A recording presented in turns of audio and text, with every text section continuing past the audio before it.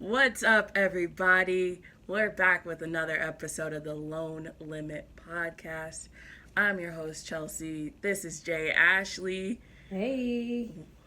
I feel like, okay, so for the viewers, I feel like we're already starting off crazy. For the viewers, we try and film once a week, but sometimes with the way our schedules are, even though we see each other at least once a week, sometimes I feel like I don't get my best friend, you know? We don't talk. So It's also, I feel like I say this every single episode because we have our don't talk about the book rule until we record. I like Yo, for today's book, I literally was like, so how far are you? How far? Yeah, you were like, you got into so the part? I started it before you, but then I got like super busy and I dropped off. And you did give me like a one voice note like free card. You were like, you can send me one. You're like, when you get to the point, you can send me one. And I was like, but then I kept hitting so many points. I was like, I don't know which point was the free card. And then you never sent me one, so I then I literally never just sent anything. I got nervous. I was like, I hope she read the book in time for today's episode. Like, I read it. I read it. I'll never know what she thought in the moment when she got to the part. Yeah, literally, I was just like, and then I felt like it was going to be a tease back. Ooh, I just can't wait until we record. So I just didn't say anything, and I took a lot of naps because I was pretty sleepy. And yeah, so today is going to be so super real. I feel like all of our episodes are real, but like so super real because we have no context of what we feel about the book. It's funny because like we established the rule of no talking about the book before we film, just so like everyone gets our honest, true reaction. But sometimes we would still slip up. This is like the first book I feel like where I genuinely don't know. I don't know what you thought, and I don't know if I'm ready to find out. So I think we should just do hot topics for now and ease our way in. It'll definitely get interesting. Yeah, let's just jump in and then we'll see where we net out. Yeah. I don't even know if I'm ready for this first one because I feel like I'm gonna make some authors mad, and that's not my intention. Is it horrible that I don't even remember what our hot topics are? So these are all gonna be new to me. New to you, new to me. We'll see what happens. We'll see what happens. So for the podcast, I willingly got on Threads. I love Threads. Threads is like my little corner. I love it over there. It's just, ooh. I'm going to be honest. I've been sneaking on using the podcast Threads account. So I see things and I run away before the internet gets scary again. You know how it goes. True. But people are talking about arcs.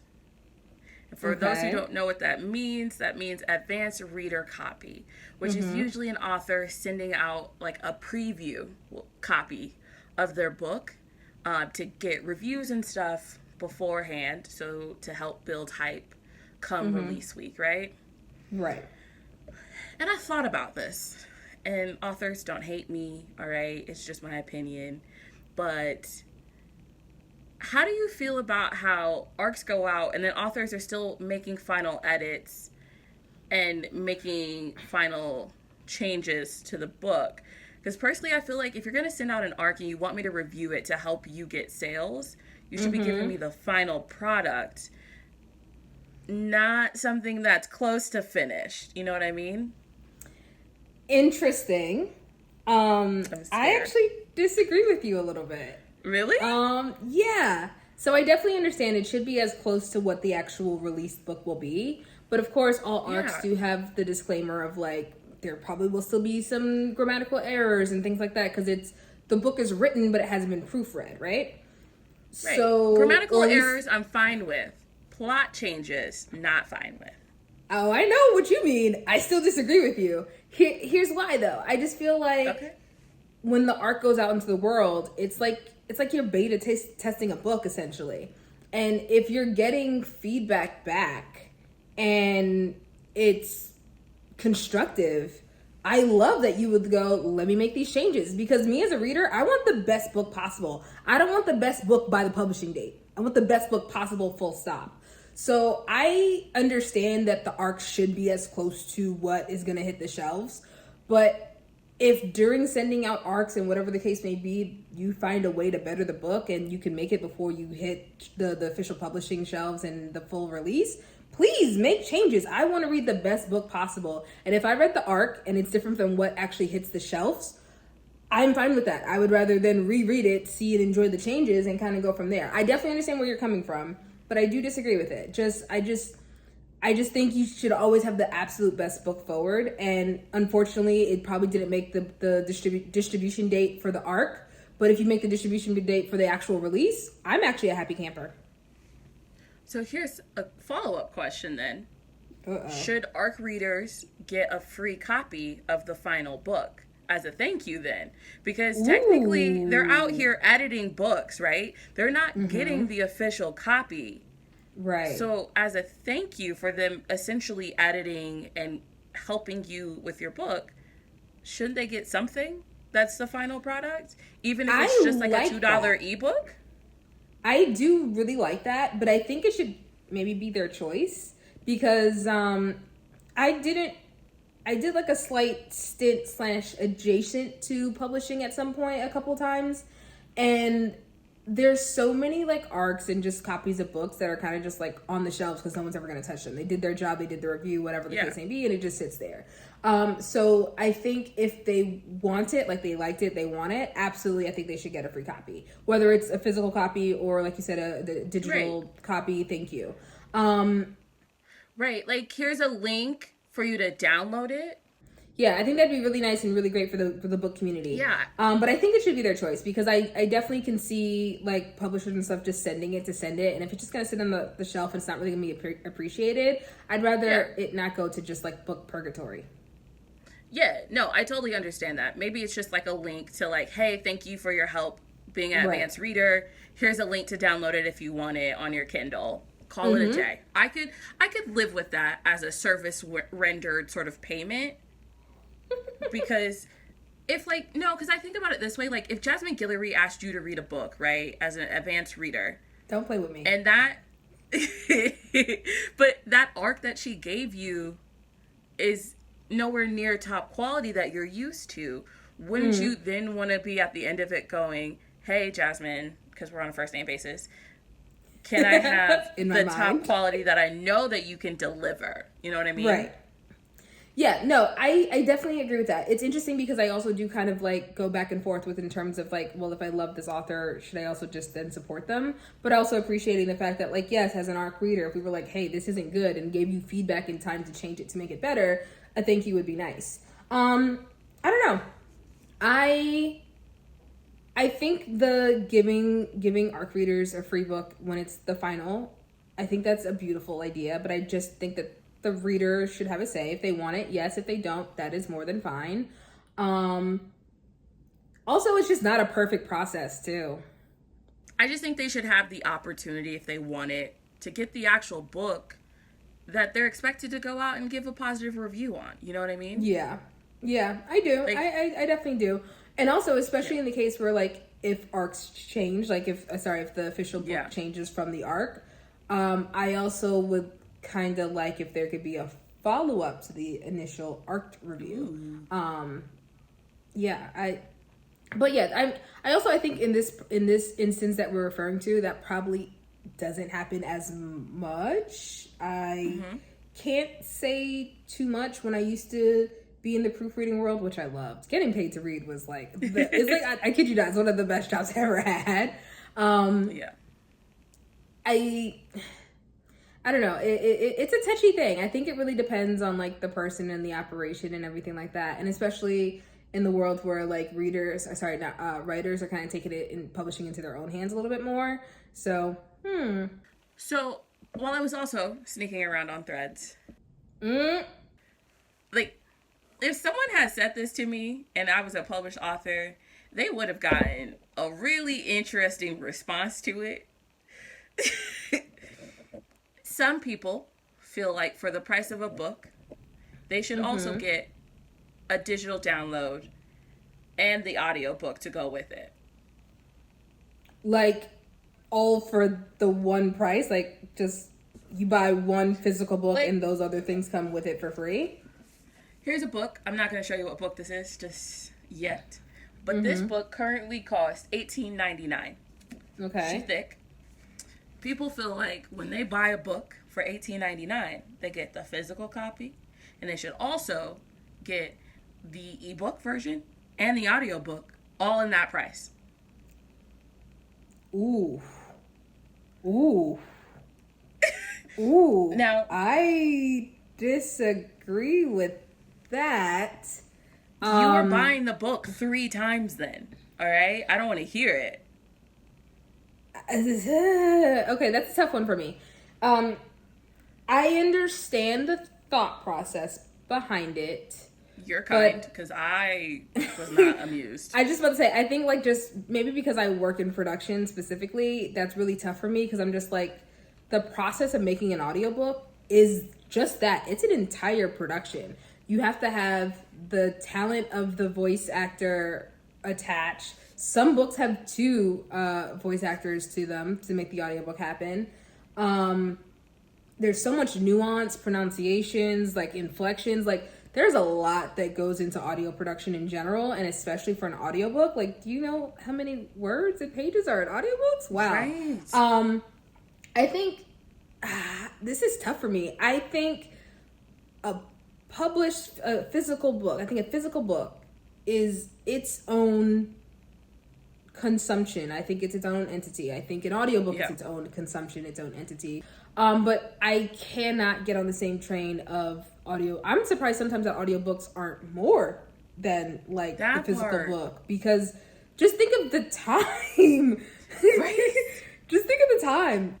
I could see, hey, I bought this book for $18.99 and I only get the regular book. But what if I paid $20 flat and there's a QR code on the inside where I could scan to get the ebook as well? You know what I mean? Like, I'd be down to pay a little extra, you know, like a bundle price. I like that concept. Right. I do like that concept. I can see like a discounted version possibly for that. It should cost what it costs. But also, some of us don't need 3 copies of the same dang book. I know I don't, but I know you like to have multiple copies of things, so you can probably speak to this more than I can. That's not true. Why are you yelling? I don't need multiple copies of the same book. Okay. Mm-hmm. What I do need is for Libby to have the book available so that I can read it on my Kindle and not crack the spine of the book or mess with the floppiness of the pages. Okay. I will always respect keeping a physical copy of a book pristine, so I won't judge on that regard. I just have to say this to our fans, our followers, our people. You got fans? You're one of these... I mean, I'm your fan. Hey! I do have to say this. I understand that things are pricey right now. Mm-hmm. But if you wouldn't go into a shoe store and say, hey, for this price, I should get the same shoe in 3 different colors, don't go to an indie author and say, hey, for this price, I should have this book in 3 different versions. No. Yeah. Don't. If you're going to be a part of this squad, the Lone Limit squad, I need you to act right, okay? Because it's truly unfair to say, hey, I should buy 1, get 2 free. Yeah, it's just, it has an air of arrogance and dismissal of the work and that went into something, and yeah, right. I agree.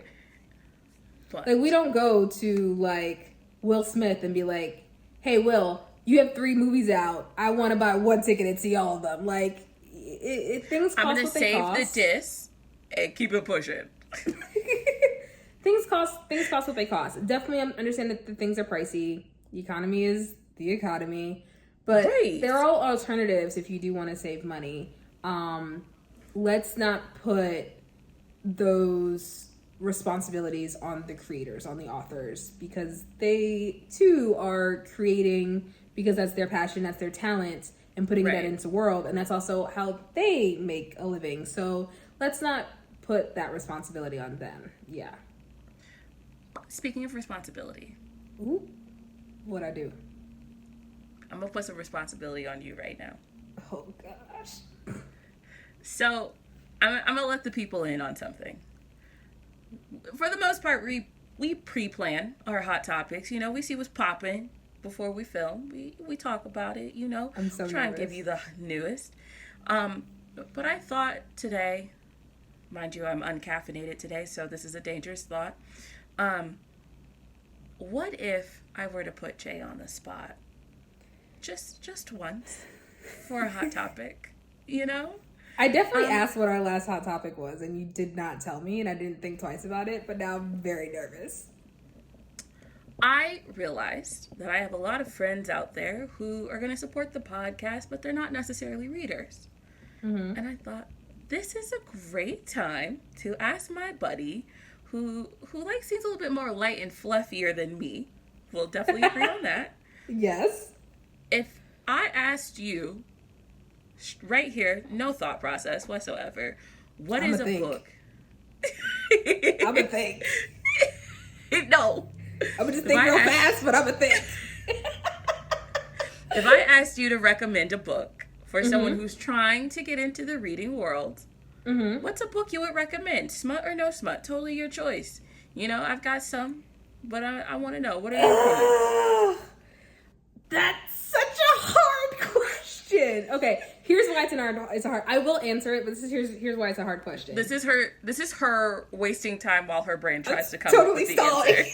Stop giving away my secrets.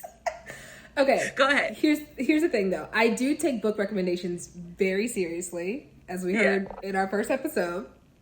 I only like to recommend something to someone for one of two reasons. One, I generally think you'll like it. I don't want you to waste time. I think this book, you'll love it. And two, to get a good book parameter. Whoa. Barometer. What a B. Barometer. It's to get a book feeling. It's to get a good finger on what you do and don't like. Right. So it's either a book so that you love it, or a book so I can gauge what would be a good recommendation for you. So to just blindly give a recommendation is wild, because it's if you read nonfiction, I'm not gonna give you a fiction rec. Well, if you read obviously we're gonna deal with the nonfiction world here, so stop stalling. Give me two books that you would recommend. Okay, if there were two books that I would recommend. The List by Sherry Lewis. I absolutely love it. Okay. It is a Christian fiction book, but I absolutely love it. I love it. Okay. And it's completely clean and closed door. So there's that. I mean, it's Christian fiction, so. Yeah.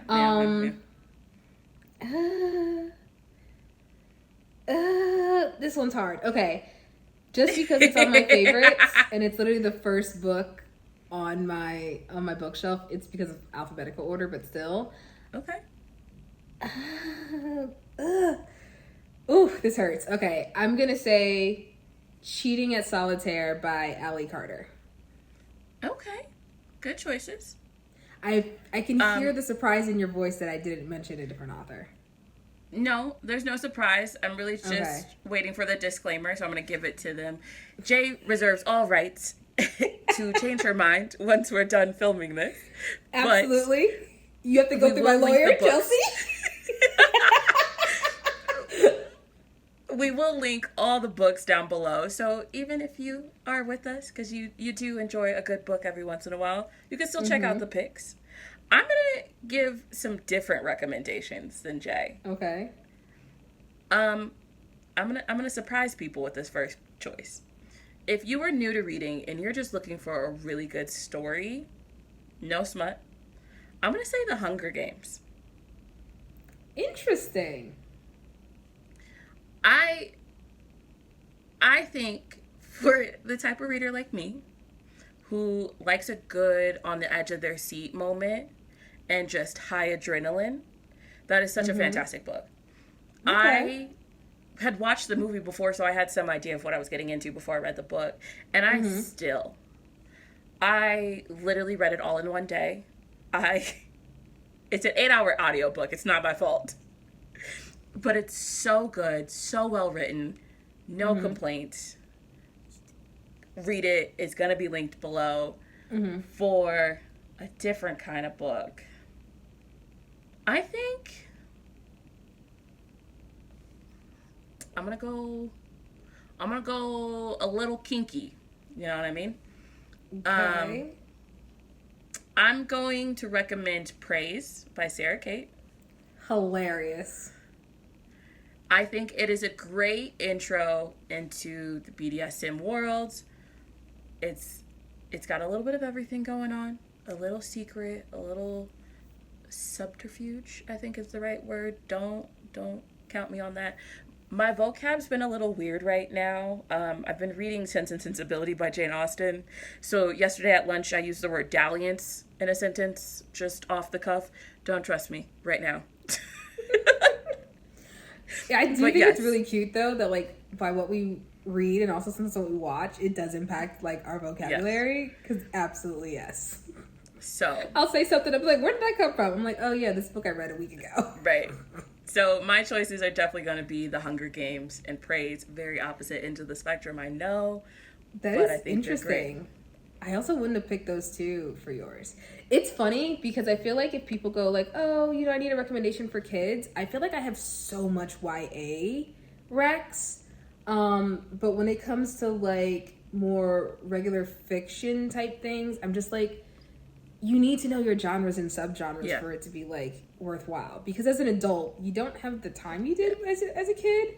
So like reading is absolutely kind of something where it's like it's either an escape or it's just incorporated into like your commute or whatever. And yeah, that's interesting. Both the two of ours mine surprised me too. That was such a stressful question. I mean, it's not the most stressful question. There's at least one more question I'm gonna ask you today that's gonna stress you out. So I already know what it is. I know what it is, especially because I haven't done it yet. I know what it is. Oh my god. Well, since Jay hasn't done her homework, this is the perfect time to turn it in. Should we talk about today's book, Jay? Why not? You know? Why else are we here? So, that book earlier that I held up talking about the price of and everything, this beautiful purple cover. Look at that favorite spine. color. Untouched. Jay, what book did we read today? We read Ella Gets the D.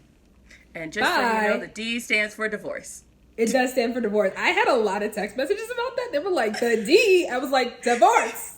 It stands for divorce. Yes. We did read Ella Gets the D by Tanvier. Peart? Yes. Peart. I think we got it right. We did a rabbit hole to make sure we got the pronunciation right. I think we got it. Ma'am, if you're seeing this, just know that we actually Googled it. We watched interviews and we want to respect you. So if we got it wrong, send us a DM. Yeah. We'll act right. We promise. Also, she's like super popping on Threads. Like hilarious. So either way, check her out because she gives me a little cackle often. Even her Instagram reels, because her parents be reading her books and her parents. She's popping. Listen, I'm like, girl, I know I don't know you. I only read one book of yours so far, but I want to be friends because you cool. Y'all, if you haven't read this book, it is some of the best comedic writing I've read in a very long time. I mean, I was having a little stressful moment going into this book.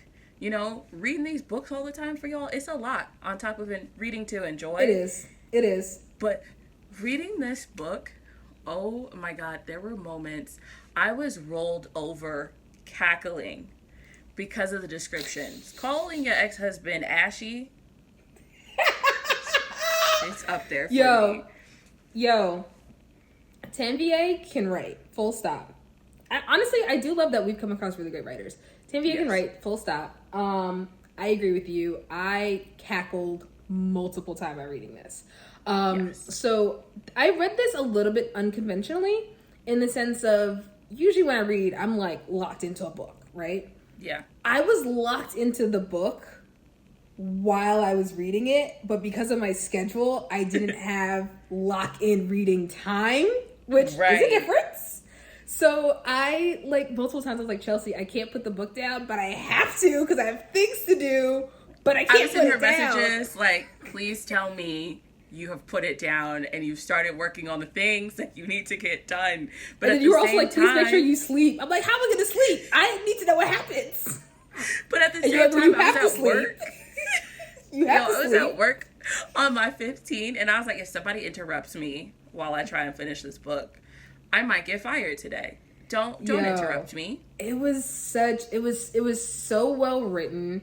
I cackled from beginning to even through like all of the ups and downs of like the obstacles within the book. I cackled throughout. Nice twists and turns. I didn't see some plot points come in. Like, I audibly gasped multiple times while reading. I was like, no. There was one moment in this book, y'all, that had my eyes as big as quarters. I read it and I said, wait a minute. Wait a minute. I really sounded like the Pharrell song out here. Just, wait a minute. Wait a minute. Let's tell the people what the book is about. Jay, are you prepared for a summary? A brief summary? You want me to do it this time? It's the brief I have a problem with. You know this. I can try. You want me to try? I think I want to try. Okay. All right, guys. We're taking the training wheels off today. I definitely forgot to practice, too. Okay. So, Ella Gets the D is about a late 30s Black woman who is literally in the beginning of divorce proceeding situations. So because they are in the state of Virginia, she has to do a year-long separation with a wild clause attached. And in that time, her and her soon-to-be ex-husband have some stipulations in terms of like what needs to be achieved in that time. And then personally, her and her friends also create like a divorce bucket list in terms of like what she needs to accomplish in that year as well. So as we're going through this year with her, I can see you cackling. Okay, hold on. I'm almost done. Okay. As we go through this year with her, it's her and her two kids. They're trying to adjust to life without, the husband and trying to have a fulfilled, well-rounded life as they look to move forward. I don't know. Is that good? You just left out a whole plot point. I did, because you told me to be brief. Okay, all right, y'all. Take it over. I'm going to give you the short, sweet, and simple of it all right? Our main character, Ella, comes home one day because she forgot something, finds her husband giving somebody else the business in their bed. Ew. I don't like the way you said that. I also didn't like the situation, but I really didn't like the way you said that. It's not, listen, I described it better than the author did. The way the author did it was disrespectful. Hilarious. Also, completely ruins Pirates of the Caribbean for me. But she now is faced with raising her two children on her own, determined to become financially stable, while her breadwinning husband tries to force her back into her marriage. And along the way, she may or may not wake up in the same bed as her best friend's brother and have a little dalliance, if you will. What are we doing? I don't know, but let's get into it because there are so many different things I want to talk to you about. Let's start. Gosh. All right. With how our author starts us on page 1, finding out this man is having an affair. We don't get any perfect moments. We get somebody's climax sounding like the Pirates of the Caribbean instead. And I was not prepared for that. I loved the way the discovery was written. I really do. It kind of felt like we were getting like a first person outer body experience while reading it. Yes. Is how I felt while I read it. And so like, even how she was just like, these shoes on these stairs aren't mine. Like, he wasn't supposed to be there either though. Yeah, he was supposed to be on a business trip. Yeah. A lot of business happening. So that part. She sees, honestly, on the confrontation moment too, loved it. The husband comes downstairs after he did what he wasn't supposed to be doing, and he goes, "Oh, you're home." And when you just like come face to face with audacity, it's just like, really? You're just gonna stand boldly on this? And so she kind of goes, you know what? She goes upstairs to the I guess mistress. She doesn't go upstairs. Yes, she does. She calls the mistress down. The mistress comes down the stairs with her head down. No, but she goes up the stairs and they meet like on the stairs. Did I imagine that? You are imagining this. You really do need a snack. I really do. I don't need snacks because she's at the bottom of the stairs. Let's talk about her ashy husband for a moment here, because she is at the bottom of the stairs and she actually calls the mistress down, and the mistress shows up, which to me, all right. What was she gonna hide? They gotta go. I would have.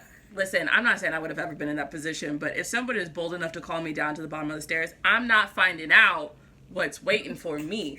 I'm going out the window. Okay? But of the second floor? Do what you gotta do, all right? You were bold enough to show up here in the first place, okay? But after she confronts the mistress, Charles then proceeds to hold on. Before you jump into the Charles part, I actually loved her exchange with the mistress because it was very much like woman to woman. I don't agree with this. I don't co-sign this, but you have the time and space to be better. I loved her exchange with the mistress because I felt like that spoke so much to Ella's character than anything else. I guess. Okay, continue with the Charles part because yes, this man. He proceeds to hit on his wife and feel her up. And when that does not work, this ashy man, I'm going to keep calling him Ashy, by the way. He proceeds to drop to his knees and say, "Baby, please. Baby, please. I'll go to counseling. I'll drop all of them." Them, plural. And I said, "Them? Are there more upstairs that we need to call down?" As soon as he said them, I was so through with him. I was like, yeah, we're not going to counseling. I said, "Are they going to proceed down the stairs like the seven dwarfs on their way off to work? Like, what you mean there, bud?" I do have to say, in that moment, it was a great character telling moment when Ella walks out, hops in the car, and announces to the whole neighborhood that he's a hoe. And that I appreciated. I did like that. Yeah. She said, "F around and find out." Yeah. Especially because as we learn throughout the book that, like, your public perception in this social world is currency. So I kind of love that in that moment where she was kind of like, "Oh, you doing stuff you're not supposed to be doing, it's supposed to be secret, whatever." At least on our block, they know what's up. I will say there was one thing that stood out to me, and it became more apparent later on. The character descriptions, I won't say that they were lacking. Can we talk about this? Like, for real, for real. Yeah, we're going to talk about this because what confused me was when you're reading this book, the author gives you some sort of like descriptions of what the characters look like at the beginning, but you're not quite sure what race they are or what it is. Later on in the book, you start getting some sort of like pop cultural reference of an actor or something that helps you figure it out. And I wasn't sure if this was by design, because I've read lots of authors who purposely say, "Hey, listen, I'm not describing the main character because I want you to be able to envision what you want to." But in this case, I felt like we were kind of in a middle ground. And it was like, I was like halfway through the book before I started figuring out what Charles looked like. Yes.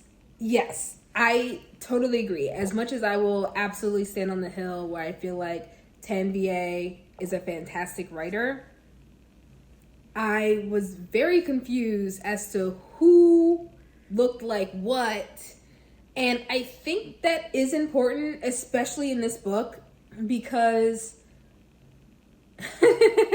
okay, I kind of say this all the time. If you take a certain character and drop them in the exact same situation, they should react differently because they're being true to their character. So, pause. Ma'am, that was not a full explaining sentence. If you drop a character. Yeah, I'll explain it. Okay. If you have...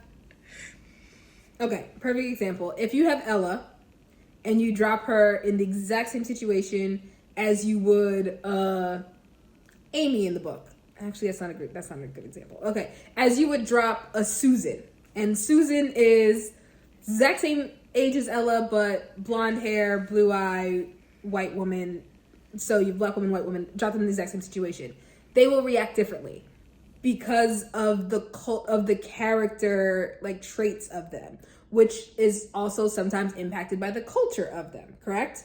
So the lack of descriptions for me was a little bit confusing because I was just like, okay, but what are they? Because that was going to let me know how they were going to react in certain situations. So, like with Charles, I'm still not 100% sure what box he checks on his census. Like, Caucasian. Is he? That's what I thought from the description. He's got blue eyes. No, and later green. on, there's something. It's green. He has green eyes. She says like jade green eyes all the time. I guarantee you his eyes are green and not blue. Guys, I'm fact checking her. All right, I'm fact checking her. I will guarantee you his eyes are green and not blue. I know this specifically because I'm a sucker for blue eyes, and so his eyes were not blue. You know what's terrifying is that whenever I go to fact check you on this dang podcast, I'm wrong. Ooh. So let's see. Which is also hilarious because I definitely do get some things wrong. I definitely remember one time, which was hilarious because we both said something different, but we were both correct because we were speaking of two different parts of the book. And then we realized we were talking about two different parts of the book. We were like, oh yeah, we're both correct, but in this instance. But anyway. He does have green eyes. Who the hell has blue eyes in this story? Like, no one. Everyone. I'm trying to think. Okay, anyway, it doesn't matter. So, yes, I was of the mindset that it's his mom who has blue eyes. I wasn't far off. Blue eyes? Okay. Thank you for answering that because I didn't know what color his mom was. Okay. He's white. Here's the thing. Charles and his family are white. 100%? As far as I could tell. Okay. Great. You just enlightened me because this whole time I was like, is bro mixed? Because that would kind of explain some things. But, okay. From his brother, I was like, oh, he's definitely white because she described the brother as Patrick Dempsey looking. And I was like, okay. Yes. But I thought maybe half white. And like, I thought the mom was black this whole time. I promise you. So surprise. I thought, see, this is what we're talking about. The character descriptions had us lost on who was what and when and where and why. And it only matters in terms of like, not necessarily how they look, but in terms of the cultural reference. That's why for me it only matters. Because for instance, Charles, well now, I'm like recalculating in my mind now. So Charles being a white man married to a black woman, and the father-in-law, Charles Sr., being a white man with a son married to, oh my God, so much. Married to, with Charles Sr. married to a white woman. I thought she was black. And now Charles Jr. married to a black woman. Now the way that they talked to her and operated about her and around her makes more sense to me culturally. I was confused about it initially, and I was just like, he must be mixed, because ain't no way. Because I was like, but I tried to figure out which one was black, because I was like, why would you treat a black woman like this? And now it makes more sense. Yes. Okay. I feel like I'm like live discovering something in this book. This is why we do the podcast, though, is to do our deep dives, conversations about this. You know, that's what we're here for. We're getting into it. For anyone else who read this book and just said, I love the story, but what the hell, what box are you marking I was confused on your taxes? I was confused. You know? Yeah. Because also, like, black people have green eyes too. So that's why I was just like, is he mixed? And also the way she described the kids' hair, I was like, their hair screams mixed kids. And I know Ella's black. So I was like, So aside from the character descriptions as of their looks, I did love the way the author wrote these characters. And I don't mean just the main characters. I mean, even the side characters all have their moments. Can we talk about Miss Thelma watching Ella have a breakdown in IKEA? Yo, that IKEA moment was everything. It was, I felt the hug through the book. That's how everything that was. Also, Ella's PTA mom friend, Amy, the one who puts together the bucket list. Love Amy. The way this woman is wearing a cardigan over pierced hooters. I can say that. Did she have pierced? I think she said she either had them pierced or she wanted to get them pierced. I don't remember Amy specifically, but Amy had other things don't pierced, let the cardigan I'm pretty sure. fool you. Don't let the cardigan fool you. I was like, that okay, was not Amy. a Mr. Rogers cardigan. That's all I'm gonna say. Oh, okay, Amy. What else you got? Them fruit snacks? What's going on? How did we feel about Ella's best friend Morgan? Because personally, Morgan and I need to talk. Morgan and I. All right, why you want to talk to Morgan? Why do you want to talk to Morgan? Let's get into it. It sounds like we gotta pull numbers to talk to Morgan.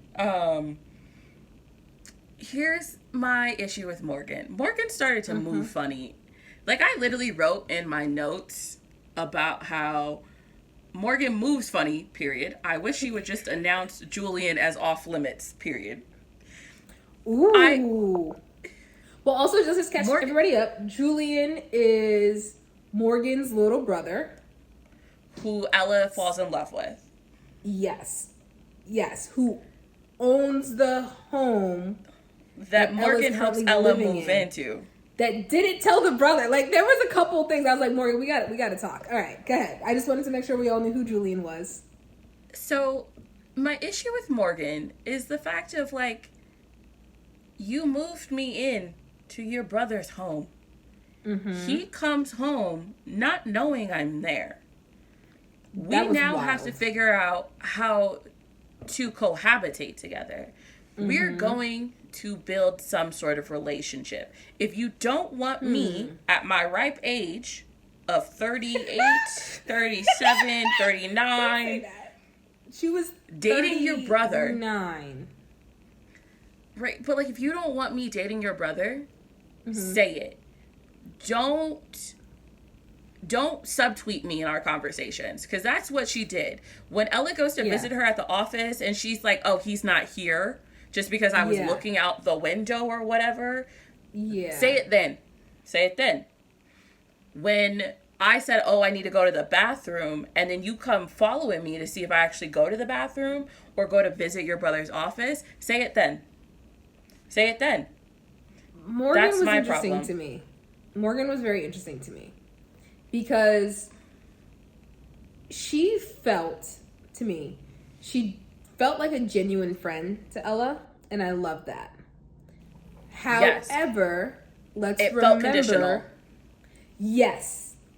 And I don't all the way blame Morgan for that. I think that has a lot more to do with her upbringing in the societal status of her family. Because when you are in those circles, so many relationships and interactions are transactional. Yes, transactional. I need a snack. So I don't all the way blame Morgan for how she is, because I think it's more of a product of her environment than anything else. With that being said, ooh. That's a strong no for me, dog. Because then on the other side, we have Julian. And in my notes, I wrote, Julian makes me want a cigarette.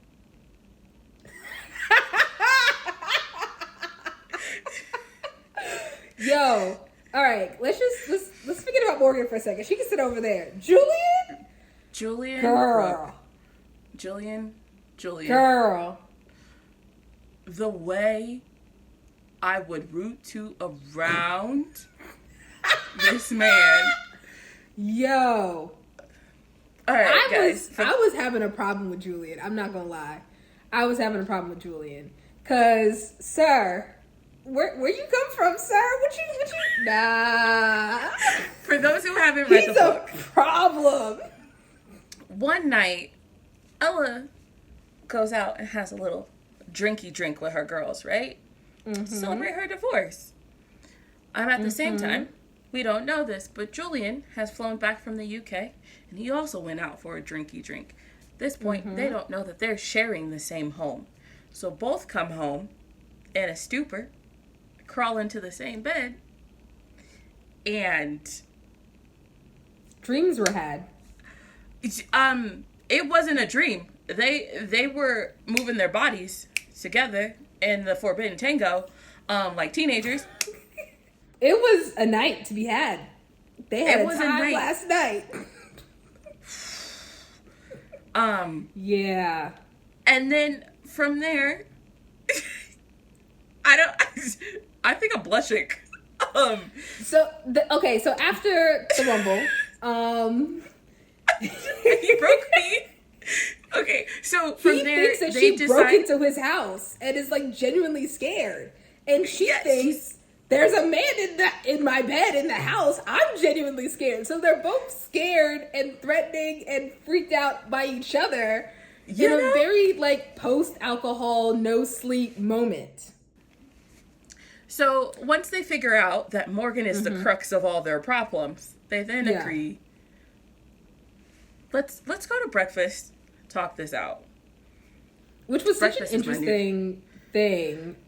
Breakfast is my new favorite meal of the day. It's my new favorite meal. So over time, they start as just friends because Ella is going through her divorce. We're jumping way too far ahead. Literally, like a couple scenes later, this is why I got a problem with Morgan, and we gotta have a conversation. Because how you just bust into the house, use your key, and just pop up by my bed? No, that's later. No, she does it. I promise you. Oh, she does it twice. She does it twice. Right after they go to breakfast, she does it twice. She comes back because Ella never told her she got in safe after they were out drinking. She goes, "Oh my God, I'm checking on you." But like, this is why no one can have a key to my house. I will let you in through the app, but you cannot have a key. Listen, she was like by her bed, like that would scare the hell out of me if I'm sleeping, and. Yeah, and so that was like, for me, when I saw it the first time, I was like, that's a habit we gotta break immediately. Immediately. We gotta house train Morgan.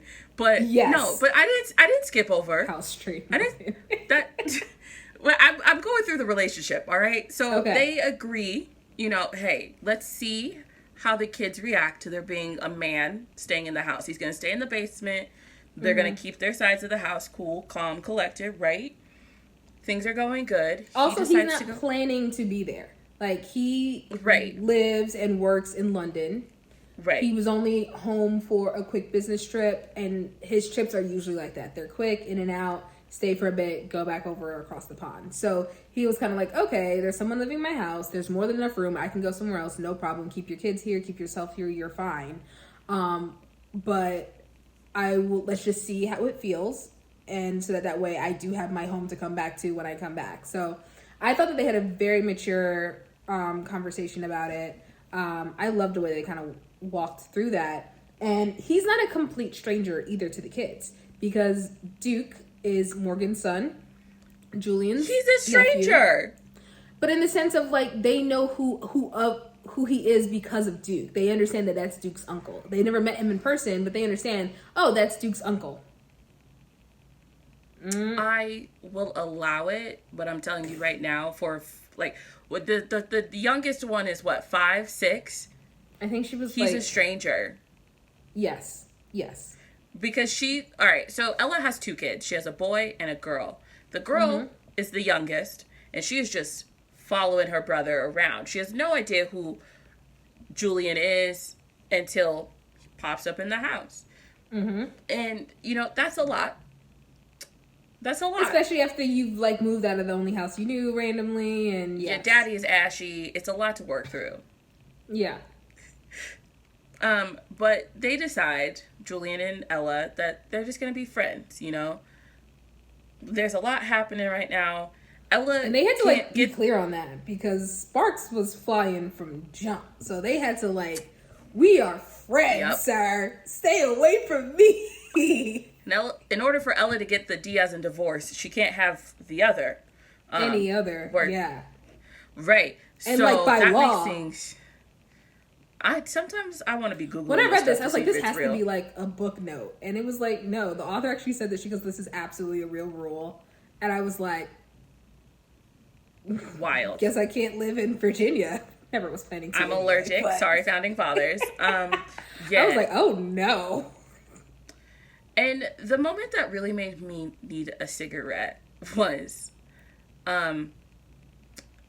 Julian goes back to the UK while they work on being friends, and they really get things to a good place. And then after one of Ella's divorce parties, where she had a toy seller come by, she decides to have the fabulous some me Amy time. Helped to set that up. No, it wasn't Amy. It was the other girl, Erica. There's too many characters, but it was her best friend, Was Erica. it Erica that set the party up? I thought Yes. Amy set the party up because she knew the connection. Erica had the connection, Either way, and Amy also happened to know her. Okay, Erica is also like one of my favorite characters. I want to be like Erica when I grow up, 1,000%. I don't know if I'm like, she that the out homie. there. But No, I was like, she the homie.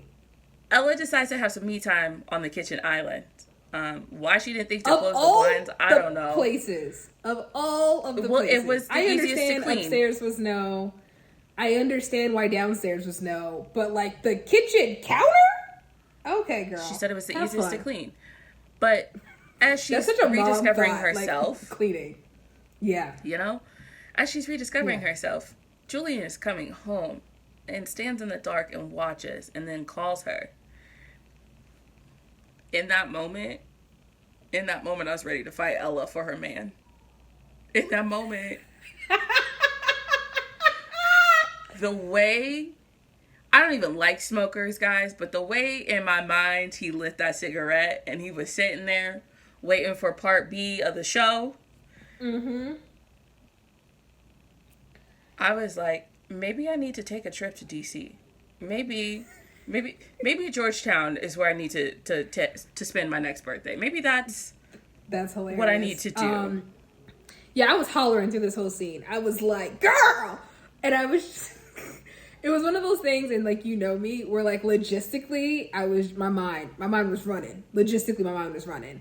I was like, that stairs ain't got no doorway. Anybody want to go get some milk in the middle of the night? Like, my mind was running. And so where it ended up is not at all where it was running to, which good on the author, because I was like, okay, girl, I see you. There is a fantastic comedic moment in this scene where he tells her some very specific instructions, and Ella is too caught up in the bliss, and Charlie takes a tumble off the island. And I thought it was drop book for real. I thought it was hilarious. Also, again, logistics running. I was like, so nobody heard that thud? So no one heard that thud. So I wasn't even concerned about the thud. The part that I was concerned about was when they decided to do part B together on the island, and when you say part B, my mind goes to like, remember old school like cassette tapes? We used to check it out, flip it around. All right, they were on the B side of the record. Listen, and well, usually that's where the best tracks are. Listen, it was a good track, all right? But I was terrified that Morgan was going to come down those stairs. I was too. And she's an early riser. She's such a busybody. Girl, sit down somewhere. Here's my issue again with Morgan. When she does finally catch them in bed, she wanted to act shocked and chagrined and aggressive towards her brother, as if she didn't have inklings this entire time. Word. Because, girl, why are you in our business if you don't... Yeah, and, like, I like what you said in terms of, like, if he's off limits, say that. Because... Right. She had these ideas this whole time. She's running around trying to catch them, and then she finally does, and then she's upset that she caught them. Don't go looking for nothing if you don't want to find nothing. She was like running around trying to catch them. I didn't get Homegirl said, I have to go to the bathroom, was gone for 5 seconds, and then here comes Morgan after her. Listen. Being like, oh, you had to go to the bathroom, huh? Okay, fine, whatever. My biggest issue with Morgan. She was also out here putting Julian's business in the streets. Let's talk about that for a moment. That was what I had an issue with her. Everything possible to dissuade Ella from falling in love with her brother, which to me signals you don't want your best friend and your brother to be together. And as someone who has an older brother, I'm telling you right now that is behavior of someone who says, hey, he's off limits. Yeah. No, just say that. Okay. Or because I very much understand, because Ella full on planned to have the conversation with Morgan. The reason why she didn't was because Morgan kept acting like squirrely and weird about it. And so she was kind of like, okay, well, we're really not trying to do anything or start anything anyway, because legally I can't. So we'll cross that bridge when it can become official. So yeah, with Morgan absolutely violating the house space without permission again and popping up in the bedroom, you got a little extra surprise. Oh, I know the both of y'all. Like that part. I will say, as much as I have given Julian praise, there is a moment in this book that made me just go, do we need to have a conversation? We could talk. What's up, dude? Wait, what moment is this? It's the New Year's Eve party. There were so many parties. Hold on. Morgan and Ella are required to go to this New Year's Eve party because Morgan has to be the representative of the family because her parents can't make it. Oh, yeah. And while they're there, needed to be had. Julian comes in with another woman on his arm.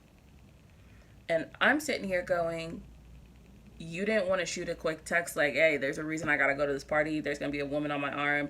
It's nothing. I just needed a +1. Something. What did I write in my notes? My notes are the craziest thing because I can't tell Jay what I'm thinking, so then I have to write down the thought in the moment. I have the same thing, and it's so weird because my notes make no sense without the context of where I am in the book. And so sometimes I go back and I'm like, what was happening here? I literally wrote, I don't like the way Julian moved at the New Year's party, and he moved out and didn't tell her. Yeah. He moved out. Which is like for great reasons. But conversations, sir. Conversations need to be had. I was like, I think you're confused on how this is supposed to work, sir. Yeah. You have these conversations. Like, he moved out to make things easier for her because her ex-husband is out here sniffing. He was bugging. He's sniffing for dirt. Bugging. And I just thought... Bugging. But also the way she found out. Because he needs to have a conversation with her. But Morgan, what? Like, why do you... What? Ugh. This one, like, we need to have a conversation with Morgan. Morgan, come here. What's up, girl? What you need? Because you all up in my business for no reason. Well, then she got out of her business and started getting back into her own business. And then we know how that went. I hated Charles from beginning to end. All right, guys. So Charles decides he's going to get Ella back no matter what. He doesn't even want her. He just doesn't want to have to face the fact that his divorce is happening. So he decides to blackmail Ella with photos of her and Julian sneaking around. On top of that, we find out that the man is cheating with Julian's ex, who he then uses to get dirt on Julian. Yeah. That was another audible gas moment. Like, yeah. It felt a little convoluted to me, if I'm going to be honest. Okay. It didn't need to be as connected as it was. Interesting. But I thought it was very interesting that Charles's mistress ended up being Julian's ex-fiance. Wait, were they engaged? I think they were engaged. They were engaged. Yeah. Ended up being Julian's ex-fiance. simply because I feel like Ella has made so much progress. Like, she has set herself up for success. She is happy in her own self, and then also with a relationship. And then you have a ghost from your past popping up in a significant way. I also thought it was a little bit relevant because of the age thing. Julian does not care at all about the 8-year age gap between him and Ella. Ella cares about it a little bit. Like, I mean, anybody would be caring. You said anybody would be caring? Yeah, like just a little bit. Yeah, for me, their age wasn't obscene, especially because they were both in their 30s. Like, I think if he's on the 20, side of that age gap, I go, all right, he's still a child. But you guys are literally both in your 30s. It's fine. I get it. You have 2 kids, and why are you doing that? You doing math? It was more like, in my head, it didn't matter his age. He a grown man saying some of the most intense things in this world. Sir. I forgot his age. It didn't matter. I didn't feel like it mattered either, but it mattered to Ella because she did mention it a couple times. So for me, the fact that Charles cheated with a woman that was younger than Ella, and then to come find out that the exact same woman is your current man's ex-fiance, I thought that was just very much like a hit on the head with a ghost of Christmas past kind of thing. Because, like, not just it's a younger woman, but it's like it's the exact same younger woman that quote unquote took your man. I know it's not the same thing, but in terms of like with Charles, like she's literally the very person that made you leave your marriage.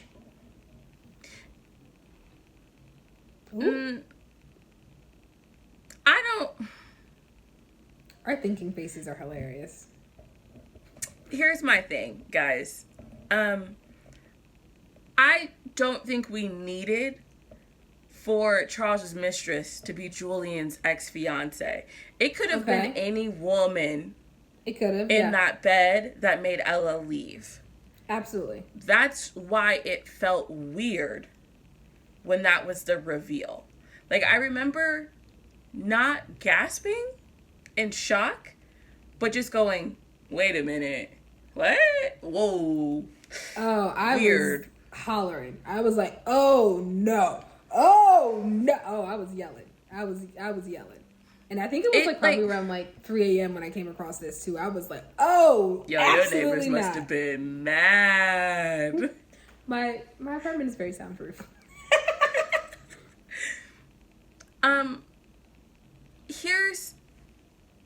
If you want to know where I gasped, here's where I gasped.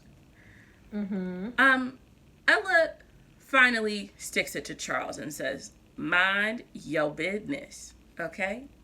But Charles's dad doesn't like all of this. So I cannot Charles stand Sr. As much as I don't like Charles Jr., I can't stand Charles Sr. So Charles Sr. decides he's going to pick up the fight where his son left off. Yeah, you ain't going to embarrass my child, which I guess as a father, that's kind of endearing, but the fact that they're both evil, I was like, I don't like this. And the moment I gasped was when there's another person who calls an audible in the Charles family. Charles's wife, Charles Sr.'s wife, says, I'm sick and tired of you and your son driving me crazy and expecting me to act the way that I need to act when you got a side piece too. And publicly announces her divorce from him and is officially changing back to her maiden name. And I said, I legitimately was in this book and I said, shut up. When I tell you I was here for it and that telenovela moment, Jay, I don't think you understand. What did I write? I wrote something in my notes about it too. I literally wrote, well, first I was like, I'm intrigued why Catherine won't put her son in his place because he was acting a fool in her face. And then when the divorce was announced, I wrote, Catherine's divorce had my eyes big as saucers. That was a gas moment for me too. Now, so here's my thing with Catherine though. Even before she drops that, and like again, because your social status is currency there, and that was an even bigger deal. Because no one else had known about Charles Sr.'s second family at that point, or that they were having issues. They were like considered like a staple. Which is why Charles Jr. going through a divorce was a little bit of a scandal, because it was like, oh, why can't, keep his wife in line? But this is my thing with Catherine. And I loved how cautious Ella was initially. She was looking at it like, oh, I've never had a mother-in-law from hell. We've always had a fantastic relationship, especially now as they have to like shuffle the kids back and forth because of, essentially I think Ella got the weekdays because of schooling and stuff, and then Charles got weekends. Almost always there was a drop-off of the kids after school on Friday. Like that was kind of the thing. You go over to the grandparents' house, your father will get you from there, whatever. I pick you up from the grandparents' house. Catherine had been super supportive of Ella throughout.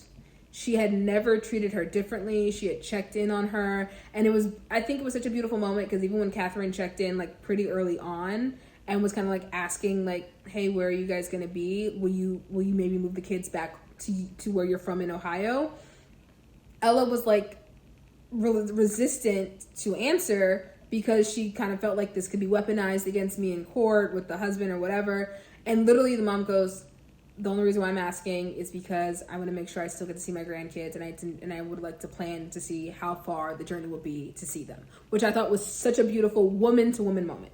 Mm-hmm. Even throughout all of the divorce and the separation, everything like that, Catherine had still been just that to Ella. She came to the games for the kids. Like, she was an active grandparent. She absolutely was supportive of the kids through the transition, and she was especially supportive of Ella as a person through this transition. We find out before she drops the bomb about the whole divorcing her husband that Charles lied to his mom about why him and Ella were separated. No. He didn't lie. So what did he do? He didn't tell her the full story. He just made it seem like Ella was leaving him because she wanted out. He didn't actually tell her the full story. It wasn't like he painted her like as if she was leaving because she had someone on the side or anything like that. He just didn't tell the full picture. He gave her a corner. It was a lie by omission. Obviously, you're speaking to your mother, so I can understand why you would omit the reason. But the mom full on thought that Ella was like, I'm sick of you, I'm leaving, with no reason for behind that. So the mom had always, and even to that, I respected the mom even more when we find that out, because I was like, oh, she didn't know the details and still was supportive of Ella and all that through that. Anyway, so while Charles is doing his foolishness and trying to trap Ella and whatever and force her hand to come back to the house and come back to the family, which is like, why would you ever want someone in your house and your family by force? But anyway, so that part. We find out that he has a half brother that lives in Florida because his dad also likes business trips and had a whole second family in Florida. And the way to kind of keep like the paper trail of him not, searching after Ella, he had his brother following Ella. So Ella had ran into this guy multiple times, not knowing the significance of who he was. And the guy was like flirting with her and everything like that. And she's just kind of like, oh, chatting it up, whatever. And so when she finds out whatever, she's like, oh my God, you've been stalking me, following me, keeping tabs on me this whole time. So through this information now, that's what I think pushed Catherine. Because the whole time, Charles Sr. was so cold and Catherine was so warm. I was like, I get it. You don't know all relationships behind closed doors. But I was like, I don't see why they work. Even how she is with the kids and how he was with the kids. Like, I don't see how they work. And then when we find out that she's like, you've been cheating on me for years. You have a whole second family in Florida. I'm leaving you. And that was also the protection that Ella needed to leave Charles kind of quietly, because he was planning to drag her name down the block because she's with another man, with Julian, even though he's been cheating the whole time.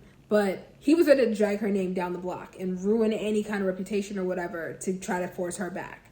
And now, because of the dad's sins and the mom making that big claim, Charles Jr. didn't have that same leverage to do that, because anything you say about what you and your wife are doing won't even touch in terms of the news cycle of your very, very established father and his wife and his whole second family situation. So the grandmother did Ella a solid on a couple of fronts with that one. And I even love that even in the end, they came over to the house and was just like, we're still fine. We're dealing with stuff, but yeah. Let's talk about the ending of this book, because I feel cheated. Ooh, I love how we have like distinctive thoughts about how books end. Go ahead. When Julian comes back from his last trip to the UK, now that Ella's divorce is final and all this blackmail with Charles has been taken care of, they have their moment. And I'm so happy they have their moment together before everything else. But the way the kids so openly accepted everything with no conversation just made me go, yeah, that's weird. That's suspicious. Yeah. I thought it was a little odd.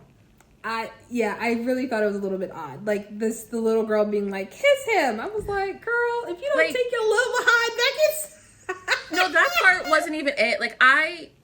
Had there been any sort of conversation where even Ella's son came to her and was just like, listen, I see what it is and I see for what it is, right?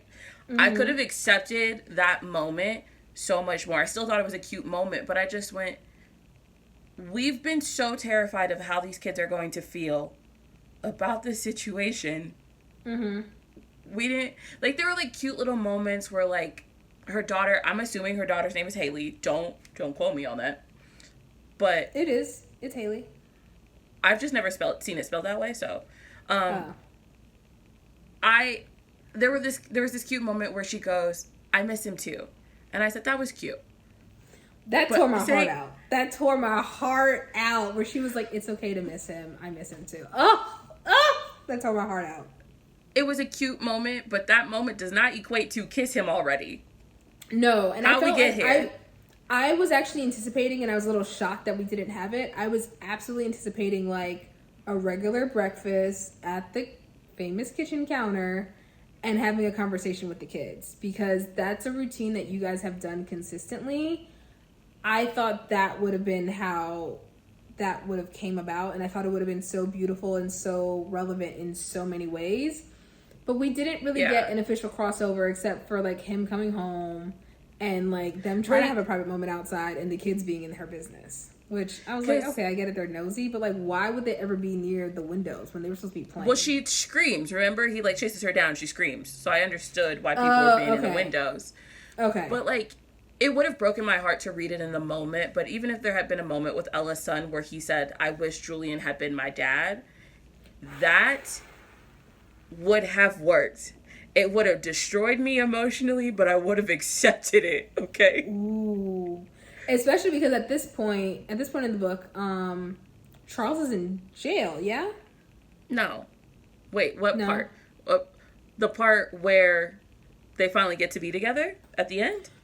No, because that's right after the official divorce. I'm talking about, is that the epilogue? I think that's the epilogue. No, we're not even in the epilogue yet. Okay, let me back up. Okay, so in the epilogue, Charles has officially gone to jail. Julian and Ella are together. They now have the cutest little girl, at least in my mind. She's the cutest little thing. He's such a great parent. I loved this epilogue. I thought it was the perfect ending for this story. It gave me all the feels, and it set up a great new series that she has coming out. I have no notes. Barbecue was everything. That barbecue was everything. She's, 38? Even Morgan says this, your life isn't over at 40, your love isn't over at 40. I love that in the epilogue we saw a woman that gave so much of herself to everyone around her, including her husband that didn't really deserve it. Right. And she still absolutely got a happy love, not even a happy ending, because to me they're still living on, having fantastic, parties and such. But it's she lives on to have her kids have a balanced life, which was like one of her biggest concerns. Herself being happy and whole. Adding another kid to the situation because Julian is a fantastic father. I didn't even need that epilogue to know that because of the way he treated his nephew for one, and then the kids after that.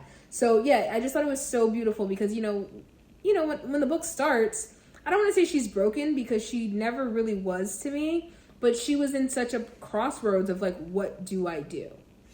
Yeah, she did not have financial independence from her man because all of her worth had been making their life, their home, a beautiful place. And when he tarnished that, it took a large chunk out of her. So I love that we see the progression, and in the end, she's with a man that values her as a whole human, and then also adds value in terms of the whole house. It was so beautiful. It was so beautiful. Even the moment where they're at the barbecue, and like she goes to grab a chair, and he's like, "Sit on my lap." Like, it's so beautiful because you know this when you hang out with couples, and the couples feel like they still coupley. You're like, "Ugh, I know y'all in love, and I love that for you." Like, that was the vibe I got from them. Yeah, I am really curious for those who've read the book what they think of the epilogue, because I feel like we've gone on and on about the book so much, but it's really the viewers that make me go, am I crazy or am I crazy? So if you've read this book, tell me down below, what were your thoughts on the epilogue? How did you feel about them having a baby later in life? Were you happy that they get to have a little mini me together? Tell me what you're thinking. Because in my head, that's the cutest little baby with the biggest little cheeks. Cutest. But Jay. Also, side note, I know we're about to jump in, but I just love the fact that you're just trying to avoid the rating process. I'm not trying to avoid it. I've like prepared myself for it. Anyway, Haley Bear, who like could not care about anything athletic, like becoming like a whole like jiu-jitsu like MMA fighting champion, like. She started that in the book. That wasn't just the epilogue. So no, but I mean for her to like stick with it and kind of like really enjoy it because she just didn't scream athletics. So that she really felt like a bookworm, which I love. And so the fact that she also had this outlet that she was very good at, I love that for her. Because as a woman, she should obviously have her own hobbies outside of her brother, which was going to happen as they got older naturally. But also a specific hobby that like is super like, well, I can't say what I want to say, but like super cool. So, what you rating the book, Jay? Can I go second? No. Yes, no. Why not? No. Because you didn't do your homework, and this is the point in class where the teacher asks everybody to pass it forward, and you have to scribble something down quickly on paper. What we got? What's happening? Okay. Thoughts? I'm a little nervous. But I think I'm rating this a 5. She says with a question mark. I can't think of a reason why it should be a 4.5. The only like quote unquote problem I have with the book is I don't know who is what. But I feel like the more I reread it, I may be able to get that better. So I think it's a 5. It's a 5-star read for me. It was a good book. I'm nervous. I'm nervous. Y'all, Jake thinks that like she's gonna go to jail if she does this wrong. I don't understand what I've done to her. I take book ratings, so I'm like, it's in the world. I don't know if you can see it, but I'm like clenching. No, I think it's a 5-star. I think it was a great book, well written, fantastic story. I was hooked the whole way. I think it's a great book. I can't see why it's not a 5-star read. For me, it's a 4. Okay. I loved the comedy. I think it was a very well-written book. There were just certain pieces I felt like I missed out on. Number one, like I already mentioned, the conversation with the kids and how they would process Julian now stepping into that father role. I wanted some of that. Something that also I felt was lacking, and it might just be me, when they're in the friend stage of things, I felt like I missed out on some of that friendship stuff, which would have been a great moment to build both of them up as characters. Like, we got cutesy moments here and there, but we never got really in depth. Like, can you tell me why Julian broke off his engagement? I can. I don't know if Ella can. Like, these are the things that make me go, that's weird. Like, I will say this, and I do agree with you.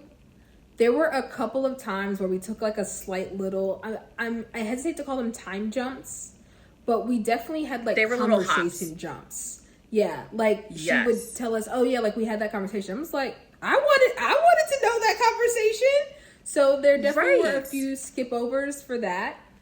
But again, I think, you know me, like literally my thing for being a 5-star read is like if it makes me think and feel, and if I'll reread it.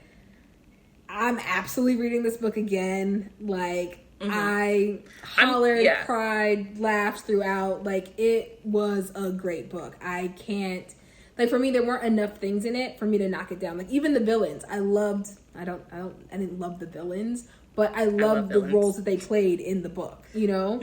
And then Julian. Listen, Julian was fighting for a spot on the book boyfriend list for like a good 83% of the book. I'm going to say he's top 10. Of the book. He's top 10. For you? Yeah. Okay. Mind you, I only have one book boyfriend, so... For now.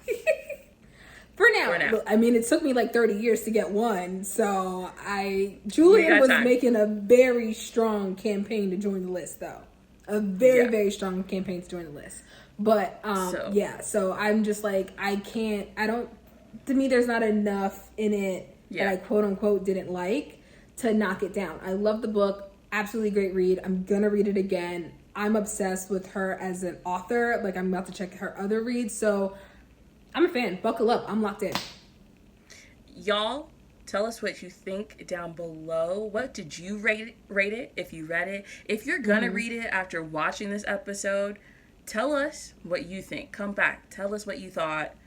I'm really curious, you know, maybe if I think about it a little bit longer, my rating might change. Who knows? But in the meantime, I'm going to leave you with some words of wisdom, okay? Listen to me as I say this. Come closer. Come closer. Don't be an Acacia, all right? Don't be a Charles. Get it together. Junior or senior. That part. Yeah. We're out. It's been real. For another episode of the Lone Limit Podcast. Don't forget, I'm your host, Chelsie. This is Ashlee. And enjoy a beautiful weekend, y'all. Or week, whenever you watch this. Peace.